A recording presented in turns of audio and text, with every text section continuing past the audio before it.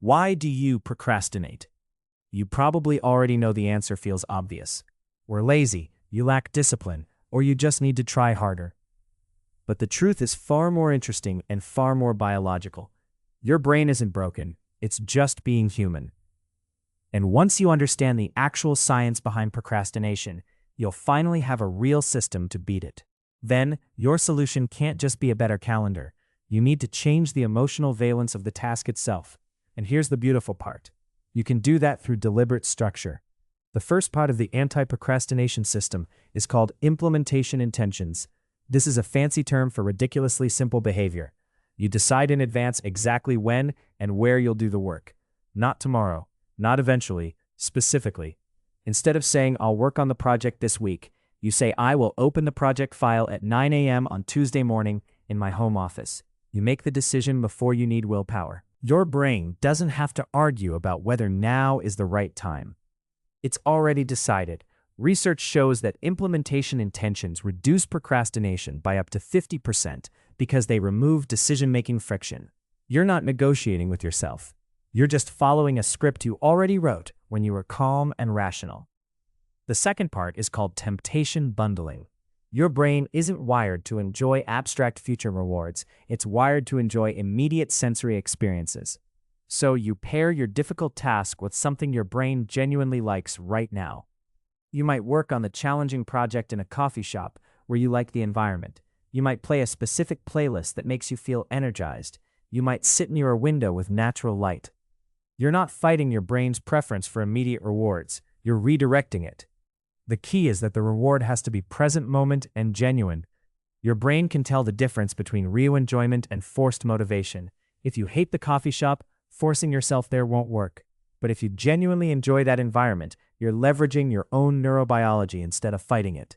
You're making the task feel less emotionally aversive by association. Here's the third part, and this one might surprise you.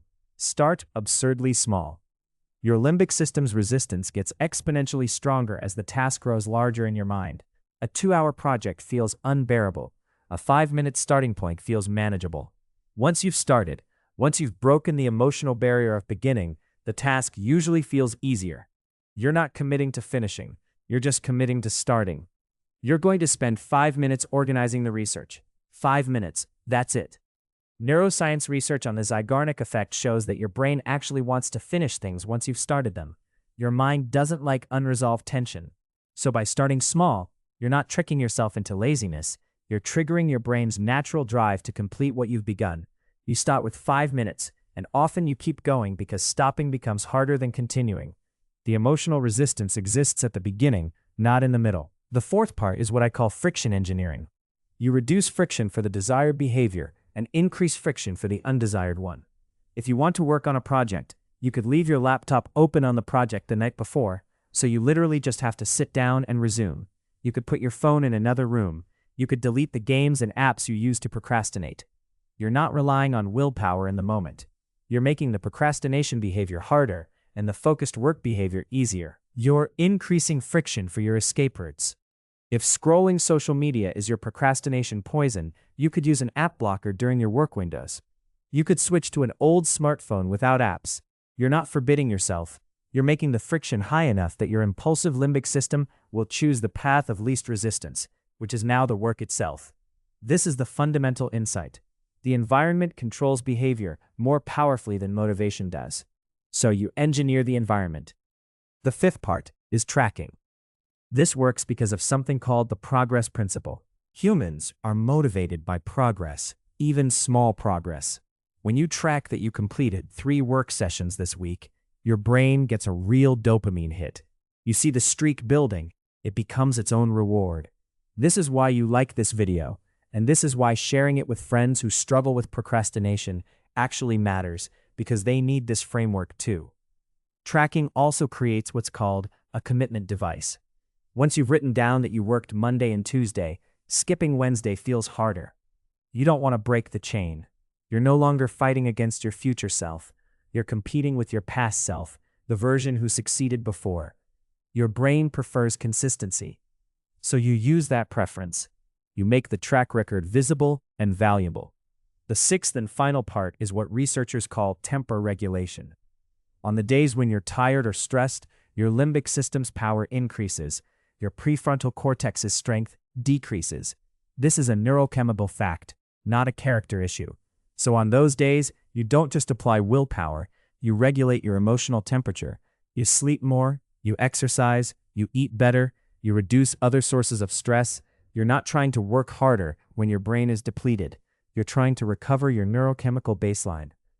You know how you're way more likely to procrastinate late at night or when you're exhausted? That's not laziness. That's your prefrontal cortex being literally less active. Its executive function is offline, so you schedule your most important work for when you're naturally more alert. You protect your sleep because sleep literally rebuilds the neural architecture that resists procrastination. You're not being weak, you're being neurologically intelligent. Putting it together, you identify a task that matters to you. You decide exactly when and where you'll do it. You pair it with something your brain enjoys. You commit to starting for just 5 minutes. You engineer your environment to make it easier. You track your progress visibly, and you protect the conditions that keep your prefrontal cortex strong. This isn't about becoming a different person. It's about working with the brain you have. The science is clear on this.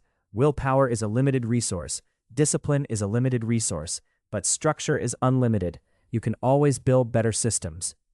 The people who look most disciplined aren't fighting their neurobiology harder. They're fighting it less. They've removed the situations where willpower is required. They've made the right choice the easy choice. And that's something you can do starting today. So if this framework helped you understand procrastination differently, like this video and comment below. What's one task you've been procrastinating on? And which of these strategies do you think could actually move the needle for you?